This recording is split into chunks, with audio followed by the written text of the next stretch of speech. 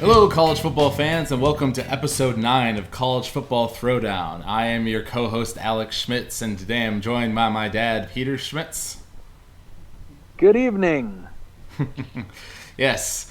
Last podcast we did a recap of the Nebraska-BYU game, specifically for people who are fans of Nebraska. And so for those of you who maybe aren't as interested in our Nebraska-specific discussions, or those of you who are and are also interested in the national perspective on things, this is going to be our podcast where we recap the biggest, most important games and the biggest upsets of the past week, kind of what's been going on, and also preview what's coming up in week 2.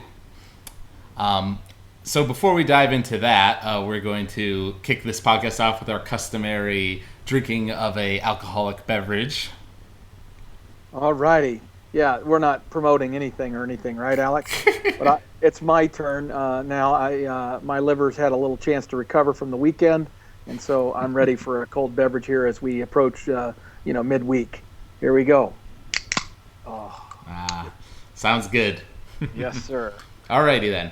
So we're going to kind of just dive into the national games, the important games from this past weekend, starting with the Big Ten teams of note. The most obvious one being the Ohio State Virginia Tech game that aired on Labor Day and was the big kind of something a lot of people were looking forward to because it was our first time seeing Ohio State, the number 1 ranked team, going up against the team that beat them last year. So it was a great story from the media perspective. And I was kind of watching the game in and out, keeping an eye on the score. And I was kind of kicking myself at one point because in the first quarter, I should say, Ohio State got up pretty quickly. Then Virginia Tech went on a great streak in the second quarter and was actually in the lead at halftime. And I got kind of excited thinking that this might be a more interesting game. Then their starting quarterback gets hurt in the third quarter, and Ohio State just goes on an offensive rampage and makes the score 42-24 by the end. So the score doesn't reflect how close it was at one point. That is true. It was close for a little while, but the differential in talent and the execution level of Ohio State's athletes, just the guys that they have that are difference makers, just kind of eventually emerged and separated. Mm-hmm. Yeah, and then this combo of their good quarterback and having Braxton Miller as an H-back definitely showed itself to be a threat this early in the season, which a lot of people were predicting. Absolutely. Now, a lot of people have predicted Ohio State to do well this year, but an awful lot of them are saying, well, they're not going to repeat. They're just too hard to repeat, all that sort of stuff. I would say that I don't know if I've actually said this on air, so I want to say it now, early in the season. But from the very get-go, when I watched the Big Ten Network's preview of where they visited the campus and the practices of Ohio State, and I saw the interviews of Urban Meyer and his team, I was convinced at that point that I was watching a preview of basically a repeat of the 1995 Nebraska Cornhuskers, who repeated as national champions after the '94 championship, and just the focus, the conversations, the words being used by both the coaches and the players. I have a strong feeling that Ohio State is going to go run the table and win the national title and go down as one of the best teams of all time. Is that a statistic, like how many teams have had back-to-back national championships? There's not very many. I mean, particularly in the post-World War II era, there were so many national champions being crowned in the pre-World War II era that it's you can't even talk about it. But really, if you start, let's say from like the 1950s, somewhere in that mid-1950s, when things kind of stabilized after World War II was over and everything like that, and you had what I would call the modern era of college football began, there haven't been a lot of repeat national titles. Mm-hmm. Not very many. Very few. No. And I just remembered this was something we wanted to preface the podcast with.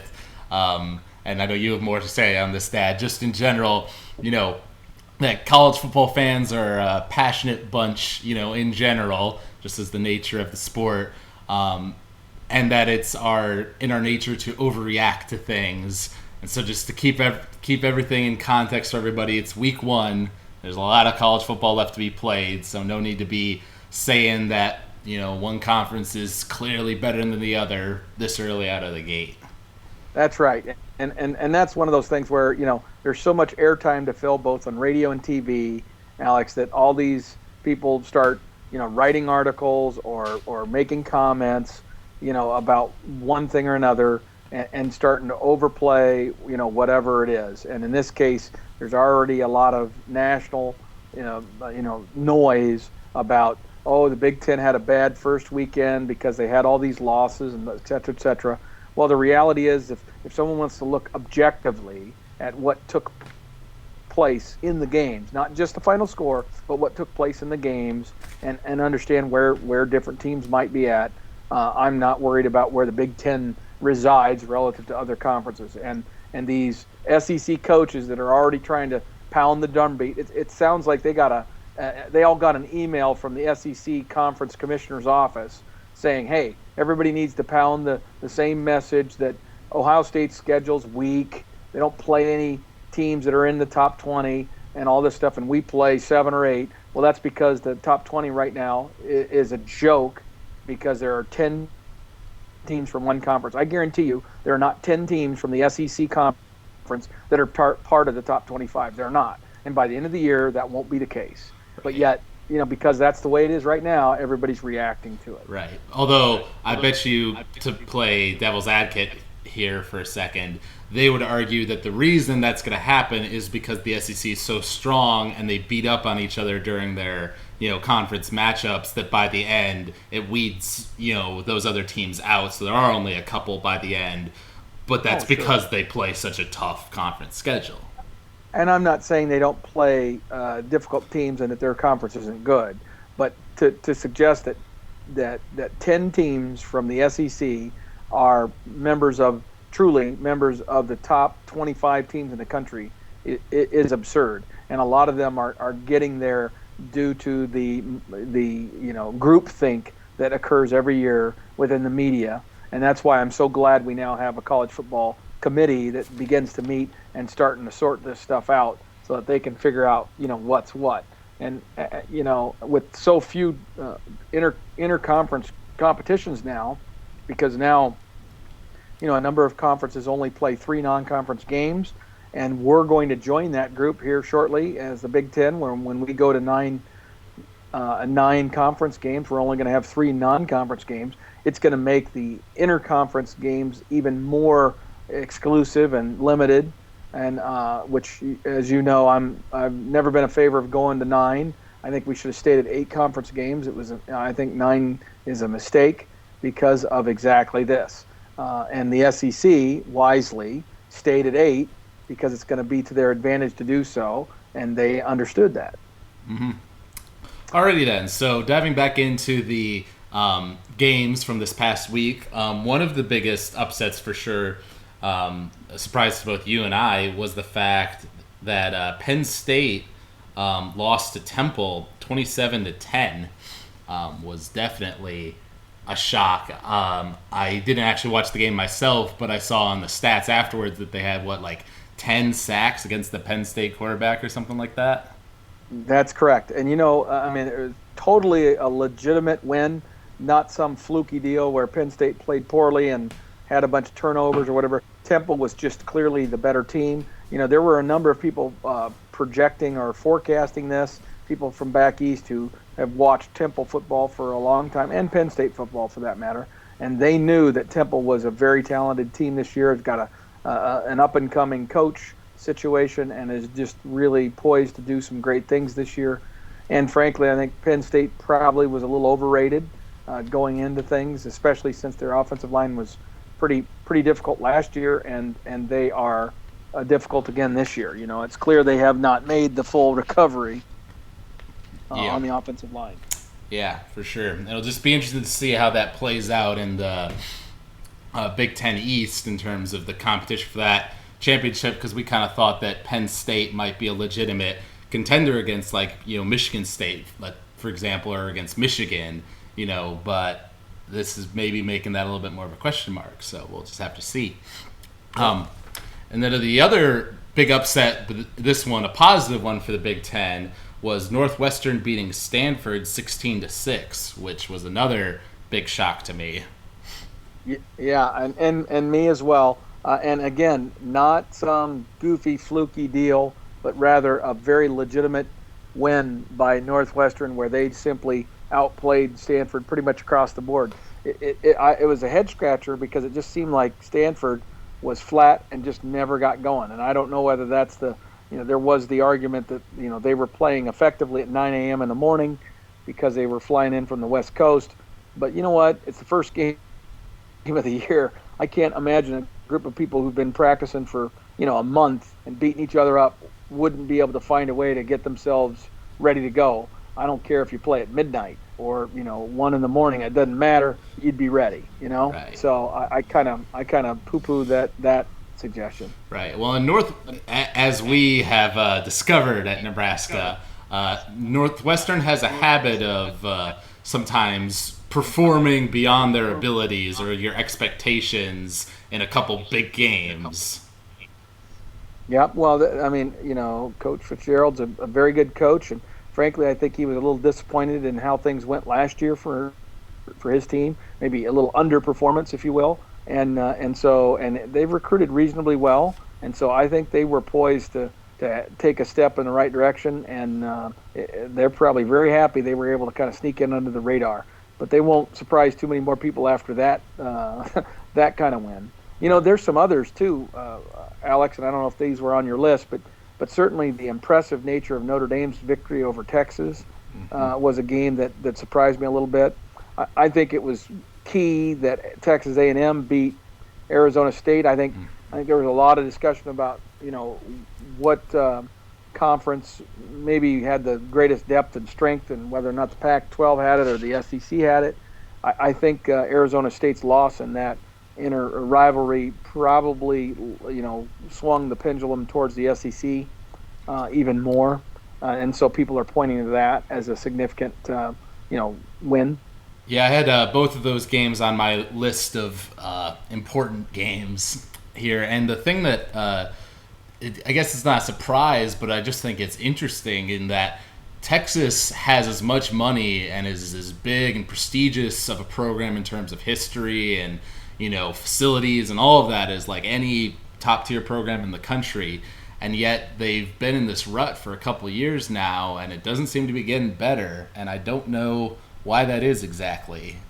How a program with that much money can't, find a way to get those great athletes playing like great athletes on the field. Well, Alex, I'm going to use both a national analogy and then a Nebraska analogy. From the national perspective of Texas, here's the reality. The reality is they changed coaches. They went from one extreme to the other in terms of the personality of the coach, and that coach's personality is branding the team. And in that process, there is a cleansing that has to take place. And in his case, it's going from the nice guy Mac Brown, who had created what some people would have argued was a little bit too comfortable, a little bit too much of a country club atmosphere, where you had a bunch of great athletes, certainly, and great players, but players who were kind of comfortable in their own skin. They didn't feel any sense of urgency or whatever. It was a little bit too relaxed and comfortable. And part of that was, Mac's personality. But now you go shift to their new coach, and he is, a taskmaster. Well, in the process of doing that, a bunch of those players who are not used to it, they're like, well, this is a bunch of crap. I don't want this. This is no fun, because they don't understand that's the sacrifice you got to make to win a championship. Well, so they leave or they get kicked off because they don't step up and meet the challenge that's being presented. And at the end of the day, he's going through transition, and so is that team, and they're struggling to get through it. Now the question is whether or not the administration and equally importantly the high school coaches and stuff who have had to adjust from the good old boy Mac Brown to this new guy Charlie Strong, who is much more of a tough guy, and some of them don't like that. And so the question is he enamoring himself effectively enough with all the other people that he needs to appease, while also getting his own house in order? And I don't know if he's going to be given the time to do that, because if this first game is any indication, he's going to be in some trouble. Now he's not going to get fired necessarily, but he certainly needs to start looking better than he did against Notre Dame. Mm-hmm. For sure. And now another one of the big games from the past week was the Alabama-Wisconsin game, which Alabama won not handily, but they had the game in control for the vast majority, it seemed like. Wisconsin didn't play horribly or anything, but Alabama was just that much better, which is kind of what I was thinking, that like Wisconsin had like the risk of getting blown out, and that didn't really end up happening. But I didn't really think Wisconsin had much of a shot at beating Alabama, since they're just such a solid football team. Yes, and I agree with you. I think that Wisconsin played okay, especially given the fact that they had some injuries that really hurt them. And I thought Alabama did what people expected Alabama to do. They're the better team. They played like the better team. They were solid in every respect, and they'll move on and get better. I'm sure Nick Saban is feeling like that's exactly the kind of game he needed to get his players' attention, and yet have a nice win that they could build upon. For Wisconsin, I don't think there's anything to hang their hat on or hang their head about, and they're going to do just fine.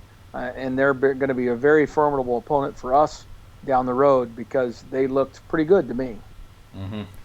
And then another one of those games that was getting a lot of hype behind, a lot of talk, just from the Harbaugh effect, as I've come to call it, would be the Michigan-Utah game, which I went and watched in a bar here in LA on that Thursday night when it played, and watched through the whole game. And it was interesting. I mean, if Michigan was -2 for turnovers in that game, that really definitely made a difference. And they weren't out of the game. They played through to the end, but it definitely wasn't quite the magical turnaround that some people were hoping for from Harbaugh. I think on Fox Sports they made a point of saying like first touchdown of the Harbaugh era, like in a lower third, when they scored the first touchdown. And at the end of the game, I couldn't help but thinking, first loss of the Harbaugh era. Are people going to start plastering that around too?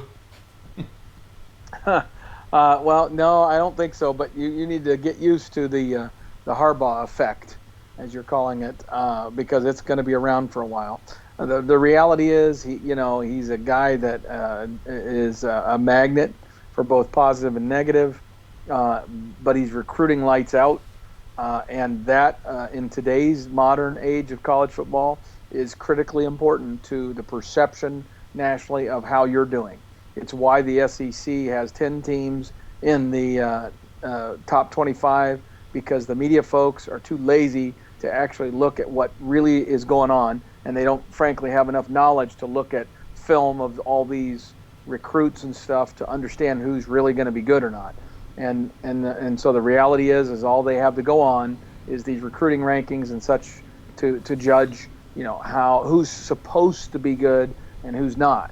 And so as a result, it's a self-fulfilling prophecy, at least initially. But then there's always teams that break that mold, like Oregon, frankly, has often outperformed, their expectations. Certainly TCU and Baylor and Michigan State are all examples of teams that outperform their expectations. Mm-hmm. And so I'm gonna quickly diverge here just for a second about this whole conference perception thing, because I think it's connected. If you look at the overall of the Big Ten this week, the reality is Michigan probably outplayed Utah, but lost because they made more mistakes, i.e. turnovers. Nebraska lost on the last second Hail Mary, which is a flip of the coin luck play that BYU was able to do. We were every bit as good as BYU, or maybe better, especially in that second half, but we didn't close the deal. So it's a loss in the loss column, but the fact is that from a performance standpoint, we were certainly not outclassed by BYU. If you look at Minnesota and how they played against TCU, comported themselves very respectably. Yeah, they were sure. expected to lose. They were expected to lose. So was Wisconsin against Alabama. None of these are a surprise. There were only two surprises, one good, one bad. We've already talked about them. It was Penn State losing to Temple and Northwestern beating Stanford. Pretty much, other than that, everything else was about what we would have expected. Right. Done. Well, yeah, and we were expected to win, but, the fact that we were in it till the last second, Right. And after the first half, the way we played in that first half, no one would have expected us to win that game. So, it is what it is. But we digress into a little bit too much of a Nebraska talk. Bottom line is all this national discussion about conferences and all that needs to just be chill out. Wait a little while. Let's take a look-see, and let's let these teams evolve. And you're going to see some teams like TCU, who's going to be way better in their next few games than they were against Minnesota, because they have good coaches. And Michigan State, who looked okay in their first game, I have a feeling they're going to play better against Oregon. Let's talk about next week. All right. Good transition right there. Definitely, I would say the biggest game of next week is Oregon versus Michigan, two top 10 ranked opponents. Very important for Michigan State's, I guess not to their schedule in terms of like the Big Ten, because it's a non-conference game, but if they do end up like beating Ohio State and like being in that in the Big Ten championship game and being a legitimate national title contender, winning against Oregon here would be a big step towards getting them in that top four. Absolutely. This is a big game for Michigan State. It's an even bigger game from a national perspective for the Big Ten. Every Big Ten fan needs to be rooting for Michigan State because we need this to shut these people up, and it will position us so that we have two national title contending teams in Michigan State and Ohio State within the conference. Mm-hmm. Yeah, for sure. I'm looking forward to it because obviously Oregon is known for their offense, and Michigan State has historically had really good defenses. So to see those two clash, it's just a simple fact, or what's the word I'm going to use? Formula for enjoyment for a good game. So let's hope it plays out that way. Okay, I'm going to jump right in here, buddy. Michigan State's going to win, and it may not be close. That's bold. I know, but it's the truth. I think Michigan State's going to be solid defensively, and I think they're going to be great offensively. Michigan State's offense is just very good. It's very sound, and I think their defense this week is going to be lights out. Oregon, I think, is still struggling with the transition in the post-Mariota era offensively, and frankly, their defense is average. Mm-hmm. I just don't I think Oregon's going to get exposed this week. Where's it being played, the game? It's in East Lansing. Okay, see, that does give them an advantage. And in terms of the AP rankings, MSU is 5, Oregon is 7, so they're close, but MSU will probably be the favorite by like a couple points, I expect. Yes, I think you're probably right, but I'm bullish on the Sparties. All right, very good. Next, here another big game is Oklahoma playing Tennessee, also pretty closely ranked in terms of the AP poll. So one of the matchups to watch out for. It's interesting because in terms of the Big 12, you've got Baylor, TCU. Oklahoma has to prove themselves, to be a contender in that league as well. And now with Texas A&M's, victory over Arizona State, they might be making a name for themselves as competitors for that, winning that conference. So but you got sorry, Alex, got to catch up, buddy. A&M's part of the SEC. Oh, well, I'm still stuck in the past, aren't I? I'm too used to when Nebraska was in the Big 12 and things made sense. Yeah. Okay. No, Yep. you're right. So no worries about Texas A&M there. But Yep. but Baylor put up some. Obviously, they weren't playing a particularly good team, but they still put up some pretty crazy numbers in their game. So I'm interested to see Yes, they how did. Oklahoma deals with that in the Well, future. yeah, and Oklahoma, I mean, with Kansas State has had some struggles here. I really think OU and Oklahoma State, maybe as a dark horse, are the other two teams in the Big 12 that might make some noise. Other than that, there's not much there. So it's really important for the Big 12 that OU beats Tennessee.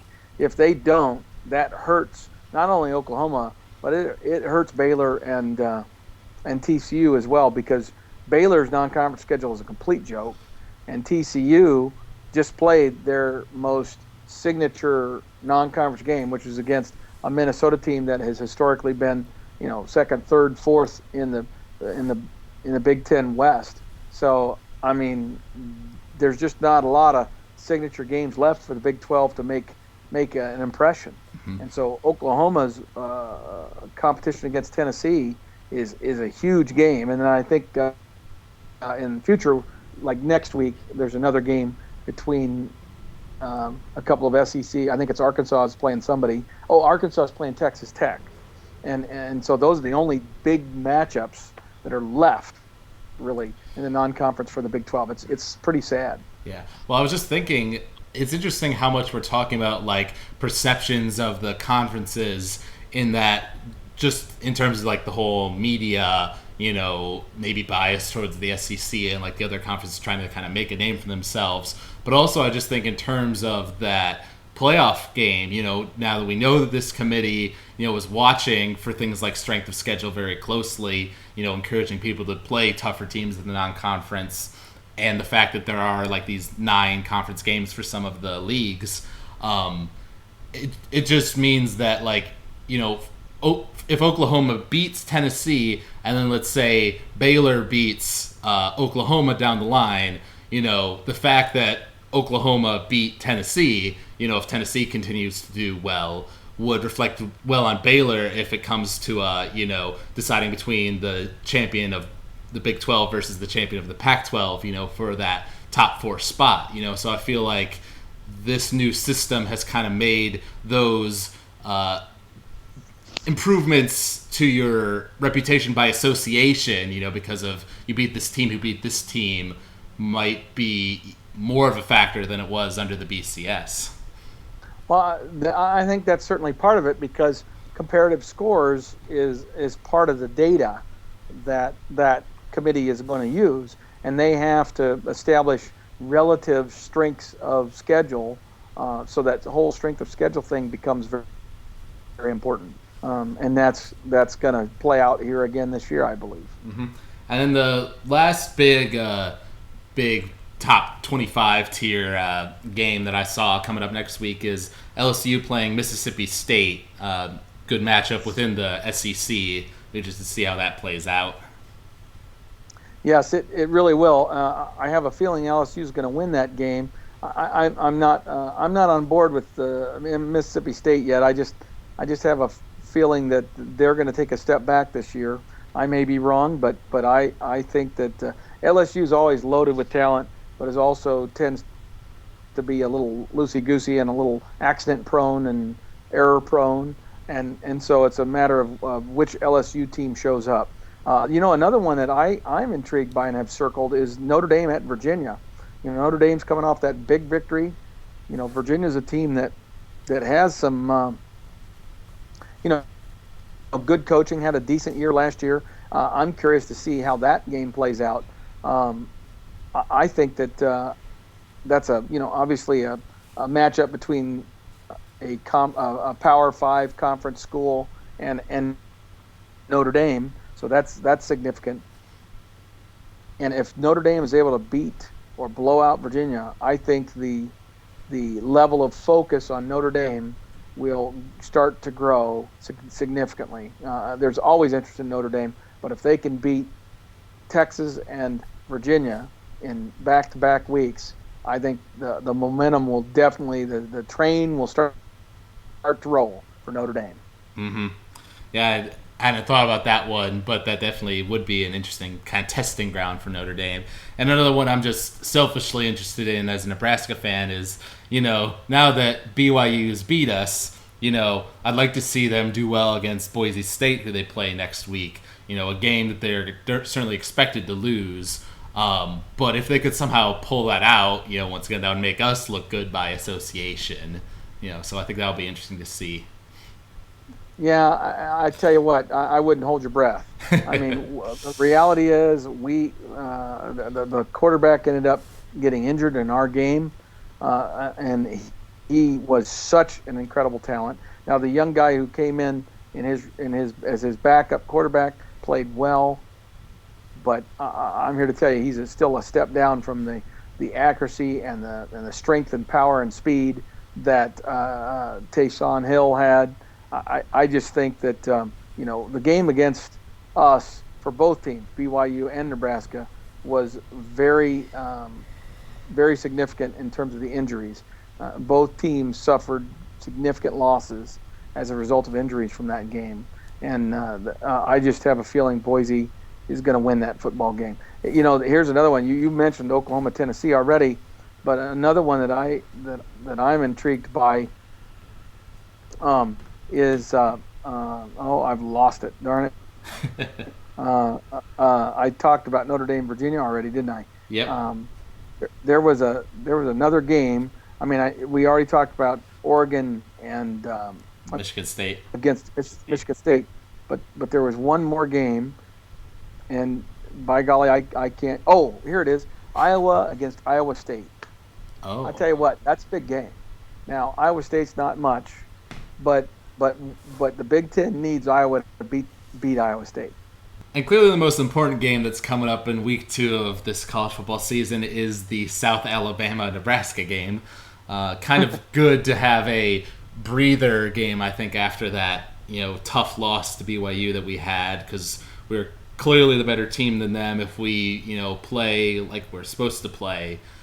So I hope that this will be a way for us to build up some confidence and try out some things to smooth out the wrinkles in preparation for the Miami game, which is going to be a serious test for us. Well, Alex, that would be an ideal situation, but don't hold your breath, pal. Here's my take. South Alabama is a surprisingly talented team. This is one of those under-the-radar things that most people are going to say, whatever. But here's the reality. South Alabama has reaped enormous rewards because the University of Alabama at Birmingham, UAB, which had a fairly good football program, that program was terminated. And when that program got terminated, a number of those UAB players found themselves without a home. And many of them transferred to South Alabama.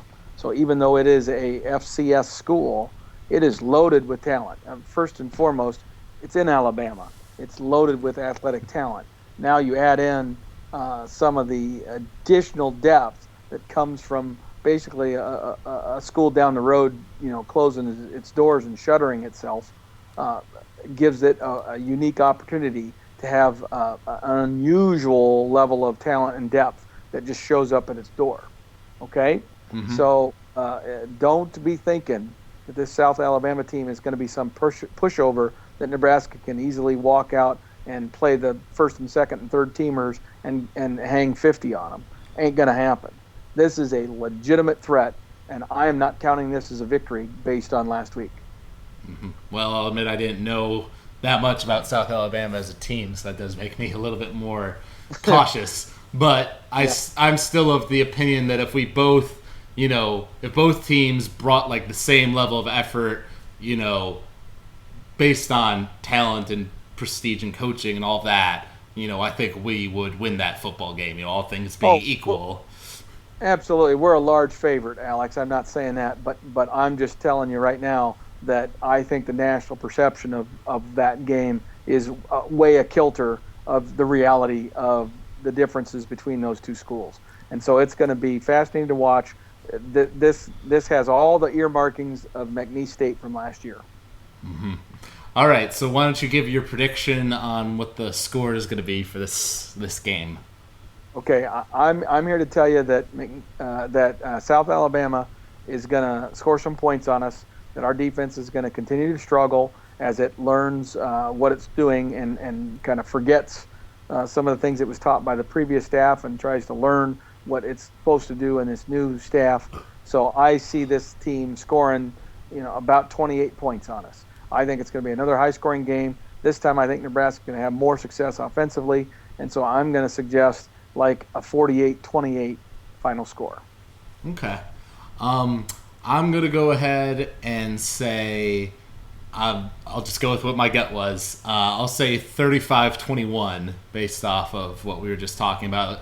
If they're as talented as you're saying that they are, and if our defense doesn't show significant improvement over last week, I would agree that they will probably put some points up on us. But I would certainly hope that the gains we've made on offense with Tommy's improvements and everything would be able to overcome whatever their defensive strategy might be. Yep, I agree. I think that's what needs to happen. We need to have some offensive efficiency and go from there. And defense will find its way. Right. And then a last prediction for the big game within the Big Ten, within the national perspective in general, this Michigan State-Oregon game. Clearly you said that you think Michigan State's going to win, possibly big. I'll go ahead and give a prediction of, let's say, 35 Michigan State and 28 Oregon. We'll just go with that. Wow. Okay. High scoring on both sides. Awesome.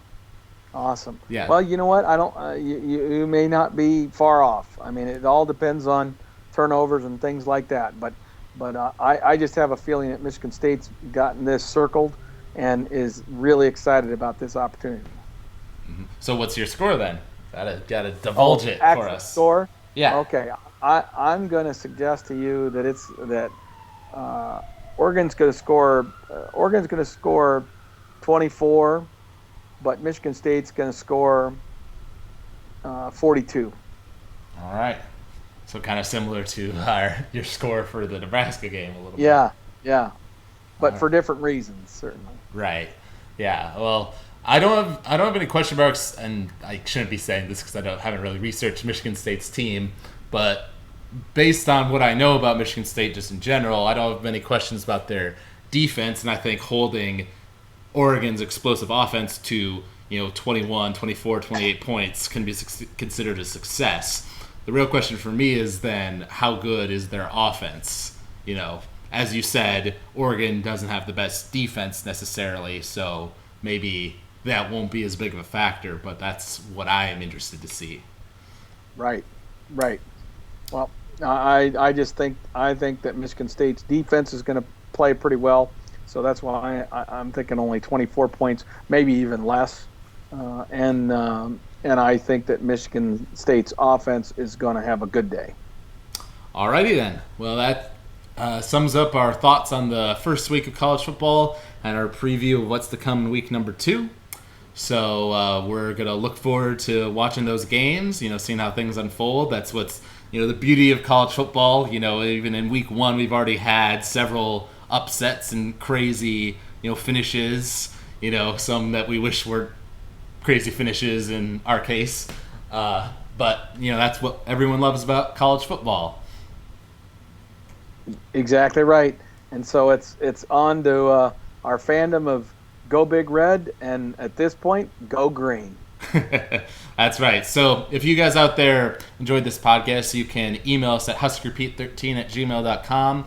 You can find us on footballthrowdown.podomatic.com, or you can check us out on the Podomatic app and just search College Football Throwdown. You'll find us there, or on iTunes under the same name. You'll leave a comment, subscribe, rate, review. We always like hearing from you guys. Constructive criticism is appreciated since we're still kind of new at this. And so I want to thank all of you out there for listening. And until next time, go Big Red.